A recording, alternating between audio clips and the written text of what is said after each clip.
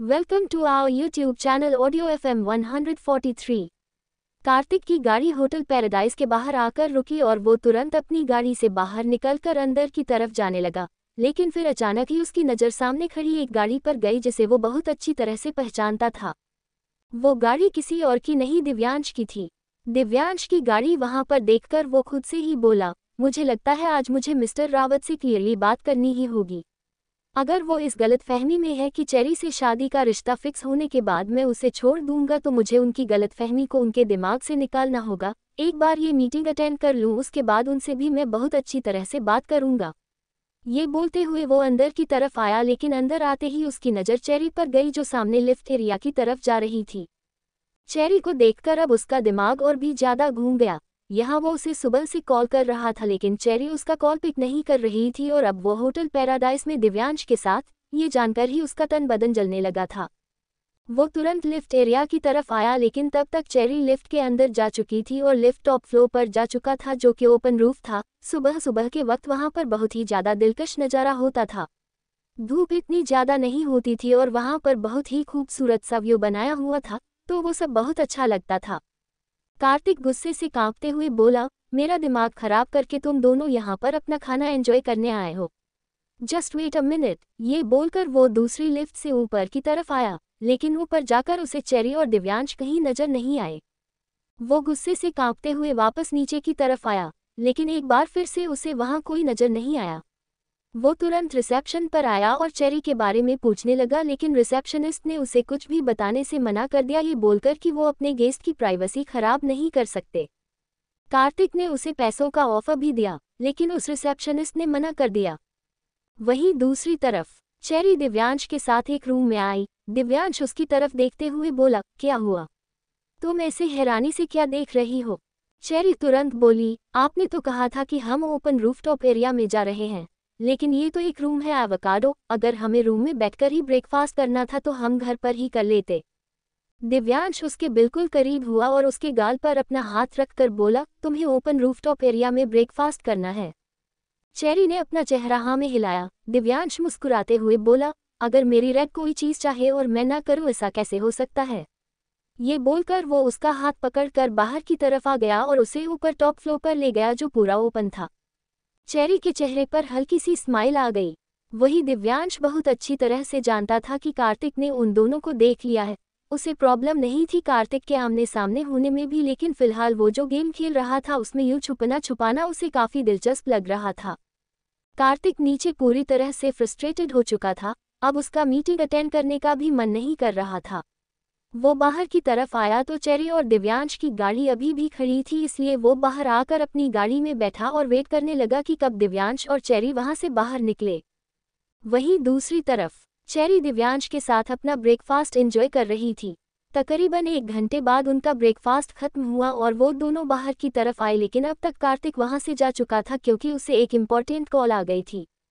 कुछ दिनों बाद ही वो एक बिजनेसमैन के साथ एक प्रोजेक्ट करने वाला था, लेकिन आज अचानक ही उसका कॉल आया और उन्होंने कार्तिक के साथ बिजनेस करने से मना कर दिया, जो कार्तिक के लिए किसी शौक से काम नहीं था, इसलिए वो जल्दबाजी में उस बिजनेसमैन से मिलने गया था। वही वो बिजनेसमैन मिस्टर आशुतोष थे, जिनके पास अभी अभी दिव्यांश का कॉल आया था कि उन्हें कार्तिक के साथ बिजनेस करने से मना करना है। मिस्टर आशुतोष भी नहीं जानते थे कि दिव्यांश ने उन्हें ऐसा करने के लिए क्यों कहा, लेकिन दिव्यांश की बात मानने के अलावा उनके पास और कोई ऑप्शन नहीं था।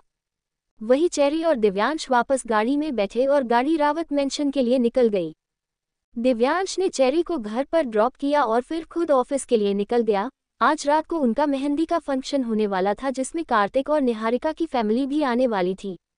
चेरी अंदर की तरफ आए और सीधा अपने रूम की तरफ जाने लगी, लेकिन तभी उसे धरा नजर आई तो वो धरा के पास चली गई और उससे बातें करने लगी। वहीं दूसरी तरफ कॉलेज में रावी की नजरें अभिमन्यु को ढूंढ रही थी, लेकिन अभिमन्यु उसे कहीं नजर ही नहीं आया। तभी एक स्टूडेंट ने आकर उसे बताया कि अभिमन्यु सर उसका लाइब्रेरी में इंतजार कर रहे हैं, तो वो तुरंत लाइब्रेरी की तरफ आई, लेकिन लाइब्रेरी में भी उसे दूर दूर तक कोई नजर नहीं आ रहा था। तभी अचानक से लाइब्रेरी का दरवाजा बंद हुआ और रावी की सांसें हल्क में अटक गई। वो तुरंत दरवाजे की तरफ जाने लगी, लेकिन तभी अचानक ही उसकी कमर पर किसी ने हाथ रखा और अगले ही पल उसके होठों से एक आवाज निकली, मिस्टर डेविल खुराना। अभिमन्यु तुरंत बोला, तुम तो मेरा टच भी पहचानने लगी मिस वाइन। रावी तुरंत उसकी तरफ घूम गई और अभिमन्यु की तरफ देखते हुए बोली, आपने मुझे यहाँ पर क्यों बुलाया? अभिमन्यु ने उसकी पीठ पर अपना हाथ रखकर उसे अपने करीब खींचा और बोला, थोड़ा सा रोमांस करने के लिए। रावी हैरान रह गई। वो गुस्से से बोली, ये लाइब्रेरी है, यहाँ पर स्टूडेंट पढ़ने के लिए आते हैं मिस्टर डेविल खुराना, और आप मुझे यहाँ पर रोमांस करने के लिए बुला रहे हैं। अब तो मुझे पूरा यकीन हो गया कि आप इस कॉलेज में मेरे लिए ही आए हैं, लेकिन क्यों? आप ऐसा क्यों कर रहे हैं? आप क्या मुझे सच में बचपन से जानते हैं? कल आपने बचपन वाली कोई बात कही थी, लेकिन मुझे तो आप याद ही नहीं आ रहे। अभी वो बोल ही रही थी कि अभिमन्यु उसे दरवाजे की तरफ लेकर बढ़ने लगा। उसने रावी की पीठ को दरवाजे पर लगाया और फिर उसके चेहरे पर झुककर अपनी गर्म सांसें उसके चेहरे पर छोड़ते हुए बोला, आएगा, तुम्हें सब कुछ बहुत अच्छी तरह से याद आएगा, लेकिन फिलहाल मैंने कहा ना, तुमसे मेरा रोमांस करने का मन है तो जरा उस चीज पर ध्यान दो। ये बोलते हुए अब उसने अपना हाथ उसके होठों पर रखा और फिर धीरे धीरे उसके होठों पर झुकने लगा, तो रावी ने तुरंत उसके सीने पर अपना हाथ रखकर उसे रोक दिया और बोली, प्लीज यहाँ पर नहीं मिस्टर डेविल खुराना, हम कहीं और चलते हैं ना। अभिमन्यु हल्का सा मुस्कुराया और बोला, मतलब तुम्हें रोमांस से प्रॉब्लम नहीं, तुम्हें जगह से प्रॉब्लम है। रावी जल्दी से बोली, ये कॉलेज है और यहाँ पर अगर स्टूडेंट्स देखेंगे तो बातें बनाएंगे, मैं नहीं चाहती। अभी वो बोल ही रही थी कि अभिमन्यु ने एक बार फिर से अपना अंगूठा उसके होठों पर रखा और उसके होठों को सहलाते हुए बोला, इस डेविल खुराना की मिस वाइन हो तुम, अगर किसी ने तुम्हारा नाम भी अपने होठों से निकाला तो उसका मुंह तोड़ दूंगा मैं। ये बोलते हुए उसके चेहरे के एक्सप्रेशंस बहुत ज्यादा इंटेंस थे और अब अचानक ही उसने रावी को गोल घुमाया और उसका पेट दरवाजे से लगाकर उसकी पीठ की तरफ देखने लगा। उसने उसकी पीठ पर झूल रहे उसके बालों को वहां से हटाया और फिर पीछे से उसकी गर्दन को चूमने लगा, तो रावी की सांसों ने गहरा होना शुरू कर दिया। अभिमन्यु के होंठ उसे अपनी पीठ पर लगातार चलते हुए महसूस हो रहे थे। वो पूरी लाइब्रेरी खाली थी। वहां पर अभिमन्यु के होठों से निकलती हुई वो आवाज जो चेरी की गर्दन पर किस करते हुए आ रही थी और चेरी की गर्म सांसों का शोर गूंज रहा था। कुछ देर बाद अभिमन्यु ने चेरी को वापस अपने सामने घुमाया और फिर उसके फड़फड़ाते हुए होठों की तरफ देखने लगा। वो तुरंत रावी के चेहरे पर झुका और अगले ही पल उसे फ्रेंच किस करने लगा। रावी भी उसका साथ देने लगी थी। दोनों धीरे धीरे वाइल्ड होते जा रहे थे और दोनों की ही बॉडी में एक हीट पैदा होने लगी थी। वहीं दूसरी तरफ ध्रुवांश अपने कॉलेज में पहुंच चुका था और उसकी नजरें सामने दरवाजे पर टिकी हुई थी जहां से मिश्री अंदर आने वाली थी। रावत मैंशन में तो वो मिश्री को कुछ कह नहीं पाया, लेकिन यहाँ पर वो उसे छोड़ने नहीं वाला था और तभी मिश्री अपना बैग संभालते हुए अंदर की तरफ आई। अंदर आते ही उसकी नज़र ध्रुवांश पर गई जो सामने ही अपने फ्रेंड्स के साथ खड़ा था। मिश्री ने जल्दी से अपनी नज़रें उस पर से हटा ली और फिर आगे की तरफ बढ़ने लगी, लेकिन ध्रुवांश उसके सामने आकर खड़ा हुआ तो उसके कदम रुक गए। मिश्री ने उसकी तरफ देखते हुए मासूमियत से कहा, क्या हुआ? आप यहाँ पर आकर क्यों खड़े हो गए? आपको मुझसे कोई काम है क्या? ध्रुवांश एटीट्यूड से बोला, तुम्हें लगता है कि तुम्हारी इतनी औकात है कि ध्रुवांश रावत को तुमसे कोई काम होगा? उसकी बात सुनकर मिश्री को कुछ वक्त पहले की बात याद आने लगी जहां वो मिस्टर व्योम रावत से मिलने रावत इंडस्ट्रीज गई थी और व्योम ने उसे धरा की केयरटेकर की जॉब दी थी।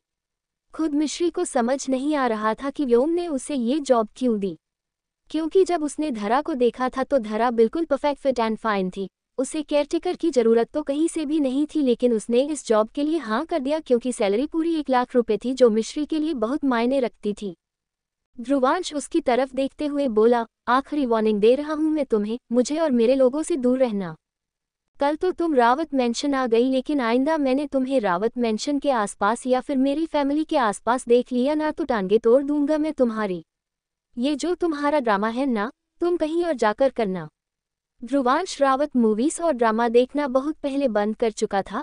अब अगर वो देखता है ना तो बोल्ड वाला देखता है। समझ रही हो ना मेरा मतलब क्या है? अगर वो दिखाना चाहो तो बेशक से मुझे इनवाइट कर सकती हो, मैं तुम्हारे साथ रोल भी प्ले कर सकता हूँ। उसकी गंदी बातों को सुनते हुए मिश्री को बहुत गंदा फील हो रहा था।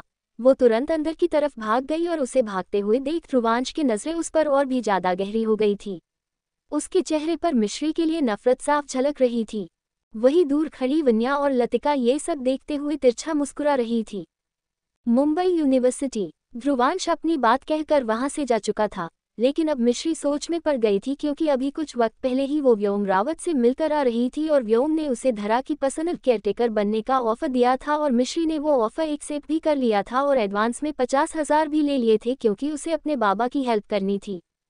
उसके बाबा का काम पिछले कुछ दिनों से चल नहीं रहा था और घर में बहुत ज्यादा तंगी थी, तो उसने बिना कुछ सोचे समझे वो 50,000 ले लिए, ये सोचकर कि वो अब वहां पर काम तो करेगी ही और उसके तो पहले महीने की सैलरी ही 1 लाख रुपए थी, जो मिश्री के लिए बहुत ज्यादा मायने रखती थी। लेकिन अब उसे समझ नहीं आ रहा था कि वो क्या करे। वो 50,000 भी उसने अपने बाबा को दे दिए थे, जो अब तक तो उन्होंने खर्च भी कर लिए होंगे।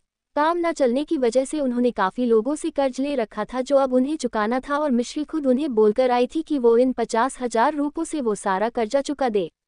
मतलब अब उसके पास वापस देने के लिए पैसे तो बिल्कुल भी नहीं थे।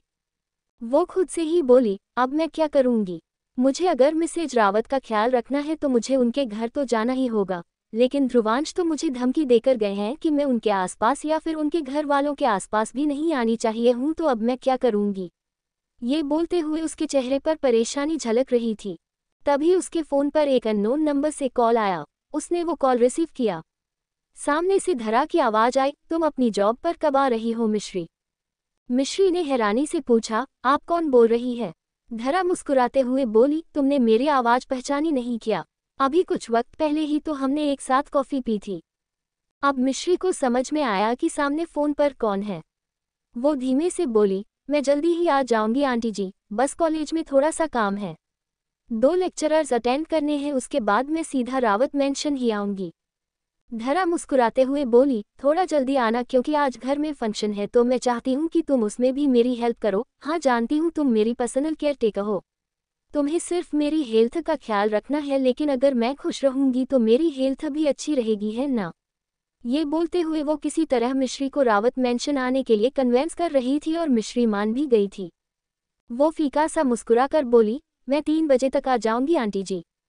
उसका रिप्लाई सुनकर धरा ने अब कॉल डिस्कनेक्ट कर दिया। चेरी जो वही सामने सोफे पर बैठी थी और आज रात के आउटफिट्स देख रही थी, वो धरा की तरफ देखते हुए बोली, बड़ा खुश नजर आ रही है आप स्ट्रॉबेरी। क्या बात, डैड आपको कहीं लेकर जा रहे हैं क्या? धरा हल्का सा मुस्कुराए और बोली, ये बात खुश होने की है क्या?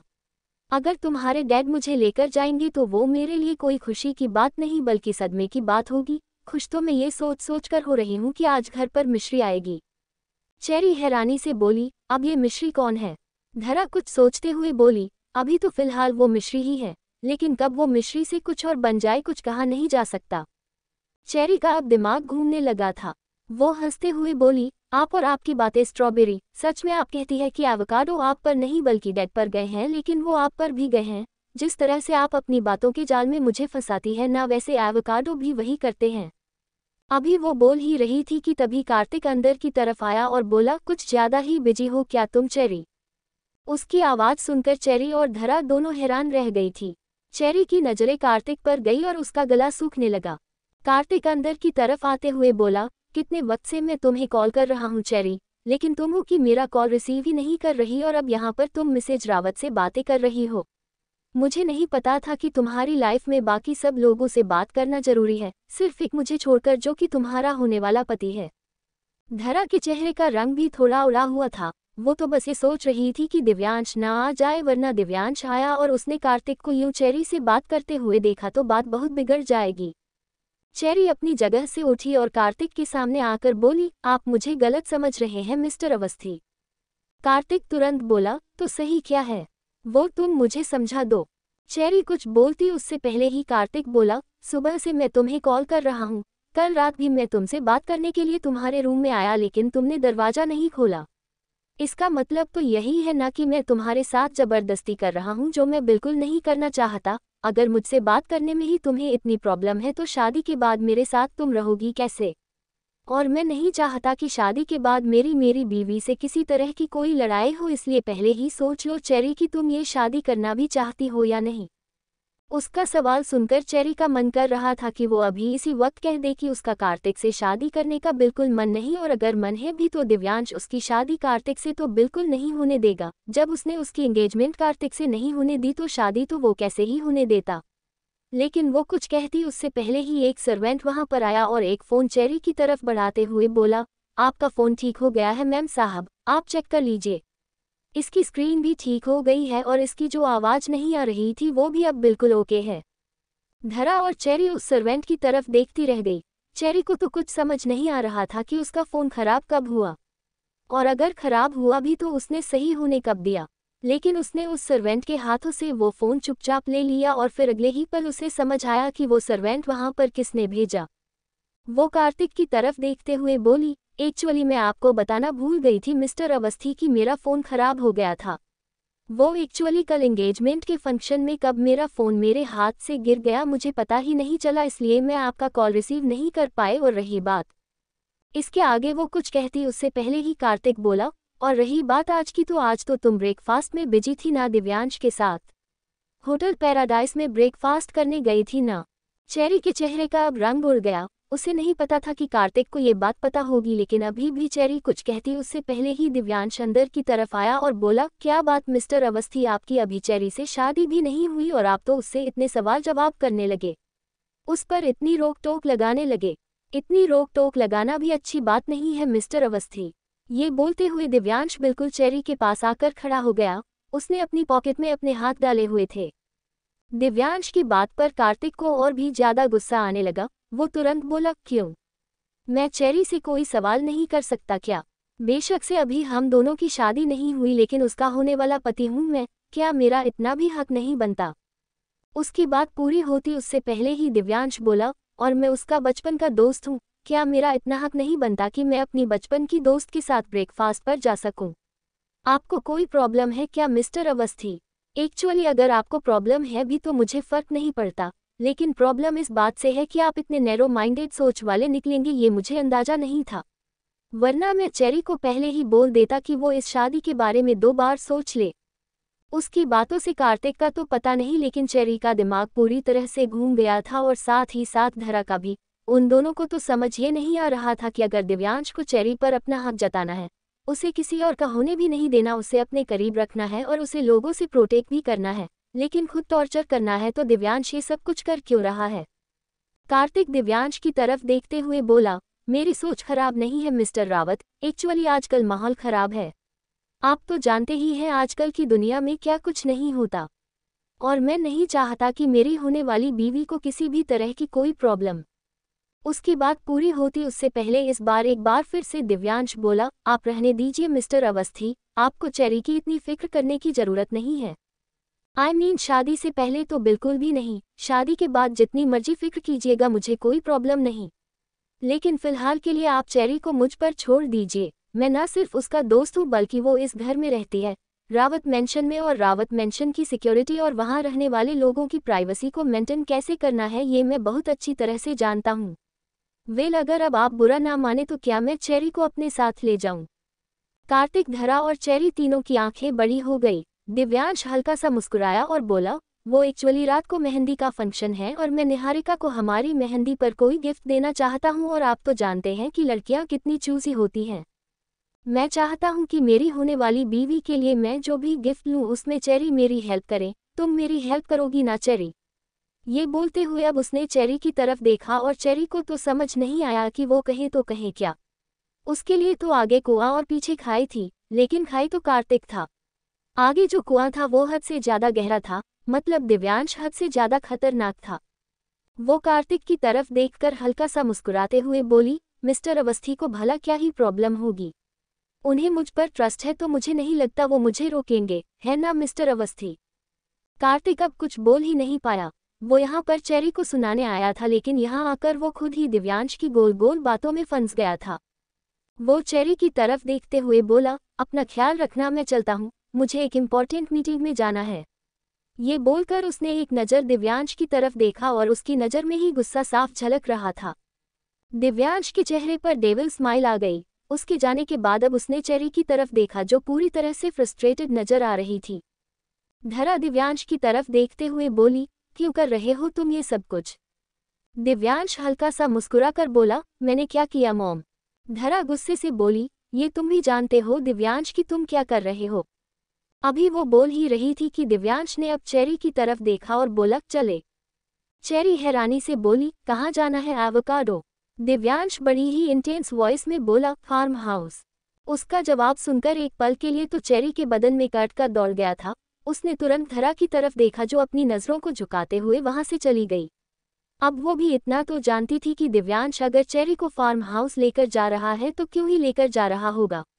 उसे चेरी की हद से ज्यादा टेंशन हो रही थी, लेकिन वो कुछ कर भी नहीं पा रही थी। चेरी दिव्यांश की तरफ देखते हुए बोली, हम फार्म हाउस क्यों जा रहे हैं एवोकाडो? रात को तो मेहंदी का फंक्शन। अभी वो बोल ही रही थी कि दिव्यांश चेरी के बिल्कुल करीब हुआ और बोला, रात को तुम्हें मेहंदी लगेगी, लेकिन क्या उससे पहले तुम मेरे रंग में नहीं रंगना चाहती? एक बार और हम दोनों के पागलपन और जुनून का रंग। उसकी बात सुनकर चेरी बस उसकी तरफ देखती रह गई। दिव्यांश की बातें सुनते हुए चेरी का दिल धक सा रह गया था। वो उसे फार्म हाउस में लेकर जाने की बात कर रहा था। धरा तो ये बात सुनते ही वहां से जा चुकी थी। वो अब दिव्यांश और चेरी के बीच नहीं आना चाहती थी। वही चेरी दिव्यांश की तरफ देखते हुए बोली, क्या हम फार्म हाउस बाद में जा सकते हैं एवोकाडो?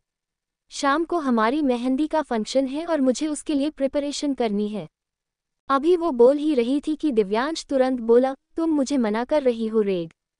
उसकी बात सुनकर अब चेरी कुछ बोल ही नहीं पाए। वो चुपचाप बाहर की तरफ चलने लगी तो दिव्यांश के चेहरे पर डेविल स्माइल आ गई। वो दोनों गाड़ी में बैठे और फार्म हाउस के लिए निकल गए। वहीं दूसरी तरफ मिश्री कॉलेज में थी और जल्दी जल्दी अपने लेक्चर अटेंड कर रही थी। उसने ऑलमोस्ट लेक्चरर्स अटेंड कर लिए थे, लेकिन अभी उसे लाइब्रेरी में 15-20 मिनट लगने वाले थे क्योंकि उसे अपनी बुक्स इशू करवानी थी। वो लाइब्रेरी से अपनी बुक्स निकाल रही थी कि तभी अचानक से उसे वहां पर कुछ अजीब सी आवाज़ सुनाई देने लगी। उसने इधर उधर अपना चेहरा घुमाया, लेकिन उसे कुछ समझ नहीं आ रहा था कि ये आवाज़ें आ कहाँ से रही है। लेकिन उसे वहां पर कुछ दिखाई नहीं दे रहा था क्योंकि पूरी लाइब्रेरी में वो अपनी नज़रें घुमा सकती थी और वहां पर ऐसा कुछ भी नहीं था जहां से वो आवाज़ें आ रही हो। वो खुद से ही बोली, मैं क्यों अपना टाइम वेस्ट कर रही हूँ? मुझे जल्दी से अपना काम खत्म करके रावत मेंशन जाना है। ये बोलते हुए उसने सामने रखी हुई बुक को निकालना चाहा, लेकिन जैसे ही उसने उस बुक को हाथ लगाया 2-3 बुक्स एक साथ नीचे की तरफ गिरी, जिसकी वजह से उस रैक के पीछे से उसे सब दिखाई देने लगा। उसने तो सोचा था कि उस रेक में बुक्स रखी है और उसके पीछे शायद दीवार होगी, लेकिन उसके पीछे दीवार नहीं थी बल्कि एक छोटा सा केबिन था जहां पर टेबल पर एक लड़की लगभग से लेटी हुई थी और उस पर एक लड़का झुका हुआ था जो उसकी गर्दन पर लगातार किस कर रहा था। उन दोनों को देखते हुए मिश्री जोरों से चिल्लाए, लेकिन जैसे ही उसकी नज़र लड़के के चेहरे पर गई उसने तुरंत अपने मुंह पर अपना हाथ रख लिया और जल्दी से नीचे की तरफ झुक गई। वही वो लड़का जो कोई और नहीं ध्रुवांश था। वो सामने की तरफ देखने लगा और सोचने लगा कि चिल्लाने की आवाज़ कहाँ से आई। तभी उसे उस रैक में से खाली जगह दिखाई दी जहां से मिश्री ने उन दोनों को देखा था। वो तुरंत वन्या की तरफ देखते हुए बोला, जस्ट वेट अ मिनट। ये बोलकर वो आगे की तरफ आया और केबिन से बाहर निकलकर सामने की तरफ आया जहां पर मिश्री खड़ी थी, लेकिन अब उसे वहां पर कोई भी नजर नहीं आ रहा था। उसने मिश्री का चेहरा नहीं देखा था, लेकिन जब मिश्री नीचे की तरफ झुकी थी तो उसे मिश्री के बाल नजर आए थे और उसके बालों पर लगी हुई पिंक कलर की पिन भी, जो उसे अच्छे से याद थी कि उसने आज वो पिन किसी लड़की के लगी हुई देखी थी, लेकिन किसके वो फिलहाल उसे याद नहीं आ रहा था। वो इधर उधर अपनी नज़रें घुमाते हुए बोला, तुम जो कोई भी हो अगर यहाँ पर हो तो सामने आ जाओ, और अगर यहाँ से चली गई तो फिर तो और भी ज़्यादा अच्छा, अब मुझे कोई डिस्टर्बेंस नहीं होगी। ये बोलते हुए वो अभी भी अपनी नज़रें इधर उधर घुमा रहा था, लेकिन जब कोई सामने से बाहर नहीं आया तो वो चुपचाप नीचे गिरी हुई बुक्स ऊपर लगाकर वापस उस केबिन में आ गया और वन्या के ऊपर झुकने लगा। लेकिन अब वो वन्या के साथ इन्वॉल्व होता उससे पहले ही उसका फ़ोन बजने लगा। फ़ोन पर धरा का कॉल आ रहा था जो उसे घर पर बुला रही थी। उसे मेहंदी के फंक्शन के लिए ध्रुवांश की थोड़ी हेल्प चाहिए थी। वन्या ध्रुवांश की तरफ देखते हुए बोली, प्लीज़ अपनी कॉल्स को साइलेंट कर दो ना। जैसे ही उसने कहा ध्रुवांश ने गुस्से से उसकी तरफ देखा। वन्या एकदम से चुप हो गई। ध्रुवांश वन्या की तरफ देखते हुए बोला, फिर कभी मिलते हैं। ये बोलकर उसने कॉल रिसीव किया और फिर तुरंत वहां से बाहर की तरफ आ गया। वन्या बस उसे जाते देखती रह गई। अब वो गुस्से से दांत पीसते हुए बोली, शिट, मैंने ये चांस गंवा दिया। पता नहीं कौन था वो जिसने मुझे और ध्रुवांश को डिस्टर्ब किया। अगर वो हम दोनों को डिस्टर्ब नहीं करता तो आज ध्रुवांश और मेरे बीच बहुत कुछ हो जाता और फिर मैं ध्रुवांश पर अपना राइट क्लेम कर सकती थी, लोगों को बता सकती थी कि वो मेरा बॉयफ्रेंड है। लेकिन अभी तो हम दोनों के बीच कुछ भी नहीं हुआ, लेकिन मेरे पास ज़्यादा टाइम नहीं है। अब तो वो मिश्री रावत मेंशन में जॉब करने के लिए पहुंच गई है, अगर उसके और ध्रुवांश के बीच क्लोजनेस बढ़ गई तो। नहीं नहीं, मुझे ऐसा कुछ होने से पहले ही ध्रुवांश को पूरी तरह से अपने कंट्रोल में करना होगा, लेकिन कैसे? ये सोचते हुए अब उसके चेहरे पर परेशानी झलक रही थी। वहीं दूसरी तरफ रावी भी कॉलेज में थी और लाइब्रेरी में डेस्क पर लेटी हुई थी और अभिमन्यु ने उसके घुटनों पर अपना हाथ रखा हुआ था और उसके पैरों को पूरी तरह से फैलाया हुआ था। वो उसकी कमर के नीचे झुका हुआ था और उसकी टंग लगातार रावी के सेंसिटिव पार्ट पर चल रही थी, जिसकी वजह से रावी की सिसकियां निकल रही थी। उसे नहीं पता था कि लाइब्रेरी में आने के बाद उसके साथ ऐसा कुछ होगा। वही अभिमन्यु लगातार उसे वहां पर किस कर रहा था। लाइब्रेरी में आंख ऑन था, लेकिन रावी को पसीना आ रहा था। वो गहरी सिसकियां भरती हुई बोली, प्लीज मुझे छोड़िए मिस्टर देविल खुराना, वरना मेरी जान निकल जाएगी। मैं सच में खुद को कंट्रोल नहीं कर पा रही हूँ। आप मेरे साथ जो भी कर रहे हैं बहुत गलत कर रहे हैं। आप मेरे साथ ये सब कुछ नहीं कर सकते। अभिमन्यु ने अपना चेहरा हल्का सा ऊपर उठाया और फिर अपनी टंग को गोल गोल अपने होठों पर घुमाते हुए बोला, मैं कुछ भी कर सकता हूँ मिस वाइन। ये बोलते हुए उसने अपनी नज़रों को नीचे की तरफ झुकाया तो रावी ने अपना चेहरा ऊपर उठा लिया, क्योंकि अब एक बार फिर से अभिमन्यु की टंग उसे अपने सेंसिटिव पार्ट पर महसूस होने लगी थी। रावी ने अपनी मुट्ठियों को पूरी तरह से कस रखा था और उसके पैर अभिमन्यु की गर्दन पर लिपटे हुए थे। अब उसका बदन थकने लगा था और फिर अचानक ही वो एकदम से शांत हो गई। उसने पहली बार अपनी जिंदगी में ये चीज़ फील की थी, तो उसे समझ भी नहीं आ रहा था कि उसे कैसे रिएक्ट करना है। लेकिन अब वो एकदम से ब्लैंक हो चुकी थी। वही अभिमन्यु ने अब उसके पैरों को अपने कंधे से उतार दिया था। वो रावी की तरफ देखते हुए बोला, ये क्या बात हुई मिस वाइन? तुम तो इतने में ही इतना ज़्यादा थक गई। जब तुम ये सब कुछ मेरे साथ करोगी तो कैसे हैंडल करोगी? क्योंकि तुम तो बहुत जल्दी सेटिस्फाई होगी, लेकिन मैं इतनी जल्दी सेटिस्फाई नहीं होने वाला। रावी उसकी तरफ देखते हुए बोली, मैं ये सब करूंगी मतलब? अभिमन्यु देविल स्माइल के साथ बोला, तुम इतनी भी नादान नहीं हो मिस वाइन कि तुम्हें मेरी बातों का मतलब समझ ना आए। उसकी इस बात पर रावी की हार्ट बीट जैसे रुकने को हो गई। वो अपनी जगह से उठने की कोशिश करने लगी, लेकिन फिलहाल वो इतनी ज़्यादा थकावट महसूस कर रही थी कि अपनी जगह पर खुद से उठकर बैठ भी नहीं पाए। अभिमन्यु ने उसका हाथ पकड़ा और उसे ऊपर की तरफ खींचा। रावी उसकी तरफ देखते हुए बोली, मैं आपकी बातों का मतलब बहुत अच्छी तरह से समझ चुकी हूँ मिस्टर देविल खुराना, लेकिन मुझे समझ में ये नहीं आ रहा कि मैंने आपका बिगाड़ा क्या है जो ये सब कुछ आप मेरे साथ कर रहे हैं। क्या पहले भी आपने किसी लड़की के साथ ये सब कुछ? ये बोलते हुए पता नहीं क्यों वो बहुत ज़्यादा इमोशनल सा फील कर रही थी। उसे ऐसा लग रहा था जैसे अगर अभिमन्यु ने हाँ कह दिया तो उसकी तो जान ही निकल जाएगी, उसका दिल टूट जाएगा। वो प्यार जैसी चीज़ों पर बिलीव नहीं करती थी। उसे नहीं चाहिए था अपनी जिंदगी में कोई प्रिंस चार्मिंग। वो तो अकेली ही मौज मस्ती करती हुई अपनी जिंदगी अच्छे से बिता रही थी, लेकिन अब उसे अभिमन्यु के जवाब का बेसब्री से इंतजार था।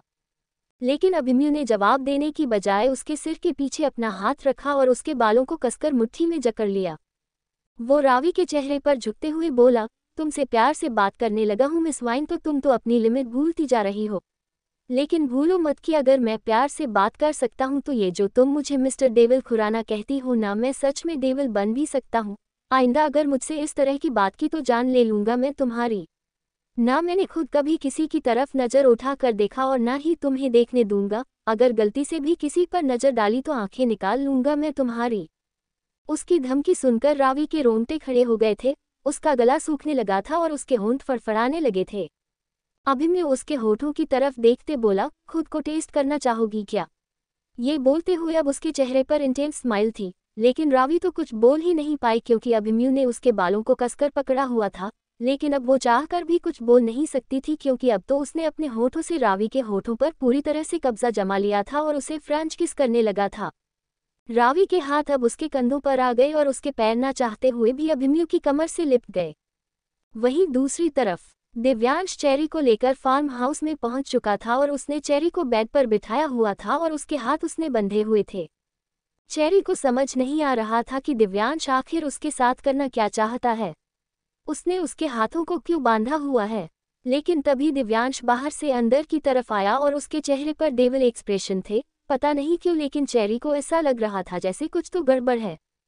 चेरी हैरानी से दिव्यांश की तरफ देख रही थी, जो अभी अभी रूम के अंदर आया था और उसके हाथ में कुछ था, और जो उसके हाथ में था उसे देखकर तो चेरी के रोंगटे खड़े हो गए थे।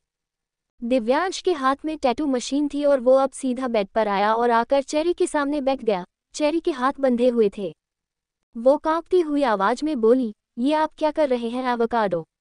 ये आपके हाथ में टैटू गन। दिव्यांश हल्का सा मुस्कुरा कर बोला, आज रात को मेहंदी है ना तुम्हारी, तो कोई और तुम्हें मेहंदी लगाए इससे पहले ही मैं खुद तुम्हारे बदन पर अपना नाम लिखना चाहता हूँ परमानेंट, जिसे कोई मेहंदी भी नहीं हटा पाएगी और जब तक तुम जिंदा रहोगी वो नाम तुम्हारे जिस्म पर रहेगा। उसकी बातें सुनते हुए चेरी का दिल जोरों से धक धक करने लगा था। आज तक उसने अपने बदन पर कोई टैटू नहीं बनाया था, लेकिन आज दिव्यांश के इरादे तो उसके बदन पर टैटू बनाने के थे और दिव्यांश के इरादों के सामने तो वो कुछ भी नहीं कर सकती थी। दिव्यांश ने अब अपने हाथ पर ग्लव्स चढ़ाए और फिर पूरी तरह से चेरी के करीब होकर बैठ गया। चेरी एक बार फिर से लड़खड़ाती हुई आवाज में बोली, लेकिन अगर किसी ने ये टैटू देख लिया तो? मुझे कोई फर्क नहीं पड़ता एवोकाडो, आप बेशक से मेरे पूरे बदन पर अपना नाम लिख दीजिए, लेकिन अगर किसी ने वो टैटू देख लिया और कोई बात बनाई तो आप क्या करेंगे? आप किसी को मेरे बारे में कुछ बोलते हुए भी बर्दाश्त नहीं कर पाएंगे। आपको गुस्सा आएगा और अगर बात आगे बढ़ी तो ना जाने क्या कुछ हो जाएगा। इसलिए आप अभी फिलहाल के लिए। अभी वो बोल ही रही थी कि दिव्यांश ने उसके गाल पर अपना हाथ रखा और बोला, यू नो वॉट रेड, अगर मैं तुम्हें तकलीफ देता हूं तो इसका मतलब ये नहीं कि कोई भी एरागेरा तुम्हें तकलीफ देगा और मैं बर्दाश्त करूंगा। अगर किसी ने तुम्हारी तरफ नजर उठाकर भी देखा तो उसकी आंखें बाहर निकालने का दम रखता है ये दिव्यांश रावत। मेरे होते हुए तुम्हें टेंशन लेने की जरूरत नहीं है, अब गुड गर्ल बनो और मेरा साथ दो। मैं तुम्हारी इस खूबसूरत सी नेक पर अपना नाम बेहद खूबसूरती से लिखना चाहता हूँ। ये बोलते हुए अब उसने उस टैटू गन को ऑन कर दिया। चेरी की सांसों ने और भी गहरा होना शुरू कर दिया। उसे उस टैटू गन से डर लग रहा था। दिव्यांश का नाम तो वो अपने बदन पर लिखवा सकती थी, लेकिन जो पेन होगा उसके बारे में सोच सोचकर उसकी जान निकल रही थी और अब दिव्यांश ने उस टैटू गन को उसके बदन पर रखा। चेरी को दर्द होने लगा। उसने अपने होठों को कसकर अंदर की तरफ दबा लिया था। दिव्यांश की नजरें लगातार उसकी गर्दन पर बनी हुई थी। उसने बिल्कुल उसके क्लीवेज के पास ही अपना नाम लिखना शुरू कर दिया था और चेरी को समझ नहीं आ रहा था कि वो इस नाम को छुपाएगी कैसे। उसे शादी के फंक्शंस में तरह तरह की ड्रेस पहननी पड़ेगी, तो ऐसे में उस नाम को छुपाना तो लगभग से नामुमकिन था। लेकिन अब वो क्या ही कर सकती थी। दिव्यांश लगातार उसके सीने पर झुका हुआ वो टैटू बनाता रहा। उसने बड़ी ही खूबसूरत फॉन्ट्स में अपना नाम लिखा था, दिव्यांश, जो चेरी के गोरे बदन पर सच में बहुत ज्यादा अच्छा लग रहा था। दिव्यांश चेरी की तरफ देखते हुए बोला, दर्द हो रहा है? चेरी की आंखों में नमी थी। उसने अपना चेहरा नामे हिलाया और बोली, पहले हो रहा था लेकिन अब नहीं। दिव्यांश ने एक वेट नैपकिन से उसका वो टैटू साफ किया और फिर उस पर एक ऑयल लगाने लगा। उस ऑयल को लगाने से चेरी को ऐसा लग रहा था जैसे एक बार फिर से दिव्यांश उस पिन को उसके बदन पर चुभा रहा है। उसे बहुत ज्यादा जलन हो रही थी। तकरीबन 1 घंटे में दिव्यांश ने वो टैटू चेरी की क्लीवेज एरिया पर बनाया था और अब वो उस टैटू की तरफ देखते हुए मुस्कुरा रहा था। चेरी दिव्यांश की तरफ देखते हुए बोली, आपको ये टैटू अच्छा लग रहा है? दिव्यांश ने उसके गाल पर अपना हाथ रखा और बोला, तुम्हें अच्छा नहीं लग रहा? चेरी हल्का सा मुस्कुराए और बोली, अच्छा लग रहा है ना एवोकाडो, आपका नाम मुझे अच्छा नहीं लगेगा क्या? उसकी बात पर दिव्यांश ने अब अपना चेहरा हल्का सा झुकाया और चेरी की उस टैटू वाली जगह को अपने होठों से चूम लिया। चेरी की हल्की सी सिसकी निकल गई। दिव्यांश ने अपना चेहरा ऊपर की तरफ उठाया और बोला, अभी भी दर्द हो रहा है क्या? चेरी ने एक बार फिर से अपना चेहरा नामे हिला दिया। दिव्यांश अब हल्का सा मुस्कुराया और बोला, अगर हो भी रहा है तो अब मैं तुम्हारे इस दर्द को दूर कर दूंगा। चेरी ने हैरानी से पूछा, वो कैसे? दिव्यांश तिरछा मुस्कुरा कर बोला, दर्द 2 तरीकों से दूर होता है रेड, एक मरहम लगाकर और दूसरा उस दर्द को भुलाने के लिए उससे भी ज्यादा खतरनाक दर्द अपने बदन पर और ले लिया जाए। अब मैं तुम्हें प्यार करूंगा तो तुम्हें दर्द तो होगा ही ना, और उस दर्द में तुम इस दर्द को बिल्कुल भूल जाओगी। उसकी बात सुनते हुए चेरी उसे हैरानी से देख रही थी। दिव्यांश का लॉजिक सुनकर उसे समझ नहीं आ रहा था कि वो दिव्यांश को क्या ही कहे। और अब दिव्यांश ने उसके हाथों को पूरी तरह से खोल दिया। चेरी ने राहत की एक सांस ली। जिस तरह से दिव्यांश ने उसके हाथों को बांधा हुआ था उससे टैटू से ज्यादा तो अब अपने हाथों में दर्द महसूस होने लगा था। धीरे धीरे अब दिव्यांश चेरी पर पूरी तरह से झुका तो चेरी बिस्तर पर पूरी तरह से लेट गई और अब दिव्यांश उसकी गर्दन को पैशनेटली किस करने लगा। कुछ ही देर में उन दोनों के कपड़े पूरी तरह से नीचे जमीन पर बिखरे हुए थे और दिव्यांश ने चेरी को पूरी तरह से अपनी बाहों में समेट हुआ था। चेरी की गहरी गहरी सिसकियां उस कमरे में गूंज रही थी। अभी कुछ वक्त बाद ही उन दोनों को रावत मेंशन पहुंचना था क्योंकि वहां पर मेहंदी की रस्म होने वाली थी। लेकिन जिस तरह से दिव्यांश चेरी के साथ इंटीमेट हो रहा था, चेरी को लग नहीं रहा था कि वो दोनों टाइम से रावत मेंशन पहुंच जाएंगे। उसने अपने हाथों से बेडशीट को कसकर मुट्ठियों में जकड़ा हुआ था और धीरे धीरे दिव्यांश को रिस्पांस दे रही थी ताकि दिव्यांश को ऐसा ना लगे कि वो जबरदस्ती उसके साथ है। वहीं दूसरी तरफ रावत मेंशन मिश्री रावत पेंशन पहुंच चुकी थी और धरा के साथ खड़ी थी। धरा उसकी तरफ देखते हुए बोली, अब बताओ तुम्हें क्या क्या काम आता है। मिश्री तुरंत बोली, वैसे तो मुझे आपकी पर्सनल केयरटेकर का काम मिला है मैडम। मैंने ये काम पहले कभी किया तो नहीं, लेकिन मैं अपना काम पूरी ईमानदारी से और ध्यान से करने की कोशिश करूंगी। पर अगर कोई गलती हो जाए तो प्लीज़ मुझे माफ़ कर दीजिएगा। धरा कुछ सोचते हुए बोली, अच्छा ये बताओ आज रात को तुम मेहंदी के फंक्शन में क्या पहनने वाली हो। मिश्री उसकी बात सुनकर सोच में पड़ गई, लेकिन जैसे ही उसे ध्रुवांश की बातें याद आई वो जल्दी से बोली, सॉरी मैडम, लेकिन मैं मेहंदी के फंक्शन में यहाँ नहीं रुक सकती। मैं तब तक घर चली जाऊंगी। मैं जानती हूँ मुझे आपका पूरी तरह से ख्याल रखना है, लेकिन रात को तो मेरी ड्यूटी ऑफ होगी ना। धरा जल्दी से बोली, हाँ ऑफ तो होगी, लेकिन फिलहाल कुछ दिनों के लिए तो तुम्हें रात को भी अपनी ड्यूटी देनी पड़ेगी। वैसे तो रात को सब लोग सो जाते हैं, लेकिन अब तो रावत मेंशन में फंक्शन शुरू होने वाले हैं तो देर रात तक पार्टी वगैरह होगी। ऐसे में मेरा ख्याल कौन रखे। और अगर तुम अपना काम नहीं करोगी तो मैं तुम्हें एक पैसा नहीं दूंगी। वैसे मैं बहुत अच्छी हूँ, लेकिन जो लोग अपना काम ढंग से नहीं करते उनके लिए मैं बहुत ज़्यादा स्ट्रिक्ट हो जाती हूँ। उसे गुस्से में देखकर मिश्री एकदम से डर गई। वही धरा जानबूझकर उसे डरा रही थी ताकि वो रावत मेंशन से जाए ही ना। पता नहीं क्यों, लेकिन उसका मन कर रहा था कि मिश्री हमेशा के लिए रावत मेंशन ही रहे। वो तो इस बात पर व्योम को थैंक यू भी बोलने वाली थी कि उसने मिश्री को इतनी बढ़िया जॉब दी। मिश्री मायूस होकर बोली, ठीक है मैडम, अगर आप कहती है तो मैं यहीं पर रुक जाऊंगी, लेकिन मेहंदी पर पहनने के लिए मेरे पास कोई कपड़े नहीं है। आप या तो एक काम कीजिए, मुझे थोड़ा वक्त दीजिए ताकि मैं घर पर जाकर अपने लिए कपड़े। अभी वो बोल ही रही थी कि धरा ने अपना फ़ोन निकाला और उससे किसी को मैसेज किया। मैसेज करने के बाद अब उसने वापस मिश्री की तरफ देखा और बोली, तो अब बताओ क्या कह रही थी तुम। मिश्री एक बार फिर से बोलने लगी, लेकिन इस वक्त धरा के फ़ोन पर व्योम का कॉल आ गया तो उसने व्योम का कॉल रिसीव किया और फिर उससे बातें करने लगी।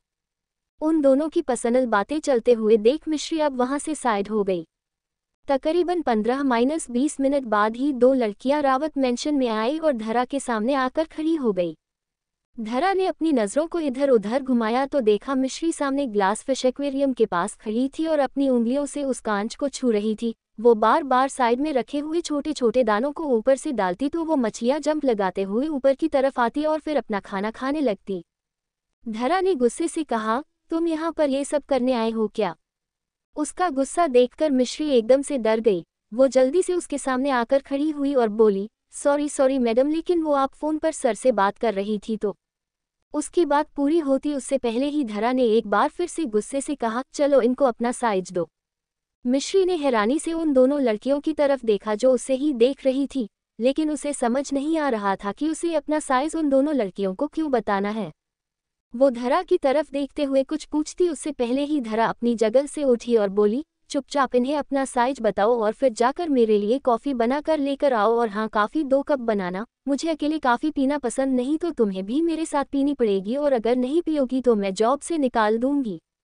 मिश्री ने अपना चेहरा हाँ में हिला दिया। अब तो उसे कन्फर्म हो गया था कि ध्रुवांश धरा का ही बेटा है। दोनों गुस्से में एकदम लाल पीले होने लगते हैं। रावत मेंशन मिश्री डरते हुए डिजाइनर को अपना साइज बता रही थी और वो डिजाइनर भी जैसे उसकी बॉडी की हर एक परत को नापने में लगी हुई थी। मिश्री ने आज तक अपने कपड़े बहुत सिलवाए थे, लेकिन उसने कभी भी किसी दर्जी को इस तरह से माप नहीं दिया था जैसे वो डिजाइनर लगी हुई थी। आखिर वो लगती भी क्यों ना। एक एक आउटफिट लाखों का होता था तो उसमें कोई गलती की गुंजाइश होनी ही नहीं चाहिए थी। उन डिजाइनर को अपना माप देने के बाद अब मिश्री किचन की तरफ आ गई और अपने और धरा के लिए कॉफ़ी बनाने लगी। हालांकि वहां पर सर्वेंट खड़ी थी, लेकिन मिश्री खुद से कॉफ़ी बना रही थी क्योंकि वैसे भी उसके पास करने के लिए वहां पर कुछ नहीं था। धरा हट्टी कट्टी थी और अपना ख्याल खुद से रख सकती थी। वो तो बस यूं ही नमूना बनकर इधर उधर घूम रही थी तो उसने ये वाला काम करना ही सही समझा। कुछ देर बाद उसने 2 कप में कॉफ़ी डाली और फिर साथ में कुछ कुकीज रखकर बाहर की तरफ आ गई। धरा पहले ही सोफे पर उसके लिए तैयार बैठी थी और धरा को देखते हुए मिश्री का गला सूखने लगा। उसने कॉफ़ी वाली ट्रे सामने टेबल पर रखी और फिर हल्का सा मुस्कुराकर बोली, मैडम आप कॉफ़ी पी लीजिए। धरा ने गुस्से से उसकी तरफ देखा और बोली, तुम्हारी बुक्स कहाँ हैं। मिश्री ने हैरानी से उसकी तरफ देखा। धरा तुरंत बोली, हाँ, मैं तुम्हारी मैडम हूँ और तुम मेरी स्टूडेंट। अपनी बुक्स छोड़ो, पहले तो मुझे ये बताओ कि मेरा डंडा कहाँ है जिससे मैं तुम्हारी पिटाई करूँ। तुम्हारे मुंह से ये मैडम मैडम सुनकर मैं तंग आ गई हूँ। डंडे से ऐसी पिटाई करूँगी कि तुम दोबारा मुझे मैडम तो नहीं कहोगी। मिश्री मासूमियत से बोली, तो फिर मैं आपको क्या कहूँ मैडम? धरा गुस्से से बोली, अब अगर तुमने एक बार भी मुझे और मैडम कहकर बुलाया ना तो तुम्हारी मैडम का मैं मैडम अच्छी तरह से बना दूंगी। अभी कुछ वक्त पहले तुमने मुझे आंटी कहकर बुलाया था ना, तो बस वही कहकर बुलाओ। ये तो शुक्र मनाओ मैं तुम्हें फिलहाल सिर्फ आंटी कहने के लिए बोल रही हूँ, वरना मन तो मेरा तुमसे कुछ और सुनने का है। मिश्री उसकी बात पर चौंक गई और बोली, मतलब? मैं कुछ समझी नहीं। धरा मुंह बनाते हुए बोली, समझना जरूरी भी नहीं। अब तुम जल्दी से बैठो और कॉफ़ी पियो। मिश्री जल्दी से बोली, आंटी पहले आप पी लीजिए, मैं बाद में पी लूंगी, वैसे भी मुझे ठंडी कॉफ़ी। उसकी बात पूरी होती उससे पहले ही धरा ने सामने सर्वेंट की तरफ देखा और बोली, एक काम करो, जाकर मेरा एक अच्छा सा डंडा बनाकर लेकर आओ और ऐसा बनाना जिससे मैं किसी की पिटाई करूं तो उसे हमेशा याद रहे। उसकी बात सुनते हुए मिश्री तुरंत सोफे पर बैठ गई और कॉफ़ी का कप उठाकर पीने लगी। धरा ने उसे तिरछी सी नज़रों से देखा और बोली, कुकीज़ कौन लेगा? मिश्री ने जल्दी से एक कुकीज उठाए और उसे कॉफ़ी के साथ खाने लगी। मिश्री ने घूरती हुई नज़रों से धरा की तरफ देखा और फिर धीमे से बोली, हिटलर आंटी। बेशक से वो धीरे से बोली थी, लेकिन धरा को उसका बड़बड़ाना भी साफ सुनाई दे रहा था। कुछ देर बाद कॉफ़ी खत्म हुई और अब मिश्री अपने काम में लग गई। वो धरा के साथ बाहर की तरफ आ गई थी और गार्डन की डेकोरेशन करवा रही थी। रात होने ही वाली थी और अब तकरीबन से आधा घंटा रह गया था पार्टी शुरू होने में। मिश्री को टेंशन हो रही थी कि वो अब क्या करे। उसके पास अभी तक कोई आउटफिट भी नहीं था। तभी धरा ने उसे अंदर की तरफ बुलाया तो वो जल्दी से अंदर आई। वो डिजाइनर जिन्होंने दोपहर में उसका माप लिया था वो अब वहीं पर खड़ी थी और उनके हाथों में एक बहुत बड़ा बैग था। धरा मिश्री की तरफ देखते हुए बोली, ये तुम्हारे लिए। मिश्री ने हैरानी से उसे बैग की तरफ देखा। ऊपर ही उस ब्रांड का नाम लिखा हुआ था जिसके डिजाइनर ने वो आउटफिट तैयार किया था। इतना महंगा ब्रांड देखकर मिश्री के तो पैरों तले जमीन खिसक गई थी। धरा हल्का सा मुस्कुरा कर बोली, एक काम करो, ऊपर जाकर लेफ्ट में जो थर्ड रूम है, तुम वहां जाकर अच्छे से रेडी हो जाओ। वहीं खड़ी सर्वेंट जल्दी से बोली, लेकिन वो रूम तो। उसके आगे वो कुछ बोलती उससे पहले ही धरा ने उसे घूर कर देखा और बोली, आधा घंटा रह गया है सिर्फ पार्टी में, तुम लोगों का सारा काम खत्म हो गया क्या? उस सर्वेंट ने तुरंत अपना सिर ना में हिलाया और बोली, बस हम लोग बाहर ही जा रहे हैं। बोलकर वो वहां खड़े 2-3 सर्वेंट के साथ बाहर की तरफ चली गई और अब धरा ने मिश्री की तरफ देखते हुए कहा, तुम यहाँ पर क्यों खड़ी हो? तुम्हें रेडी नहीं होना है क्या? मिश्री ने जल्दी से वो बैग लिया और बोली, रेडी तो होना है, लेकिन वो सर्वेंट कुछ बोल रही थी, वो रूम तो। धरा जल्दी से बोली, वो रूम तो बहुत सुंदर है और तुम उस रूम में क्या करोगी? ये बोलना चाहती थी वो सर्वेंट। अरे जलती है वो तुमसे, उसका बस चले तो वो तो मुझे भी इस घर से बाहर निकाल दे। तुम्हारे बॉस की फेवरेट वाली सर्वेंट है वह, उसका बस चले तो मिसेज रावत वो होती और उसकी जगह पर बाहर गार्डन में लाइट में लगा रही होती।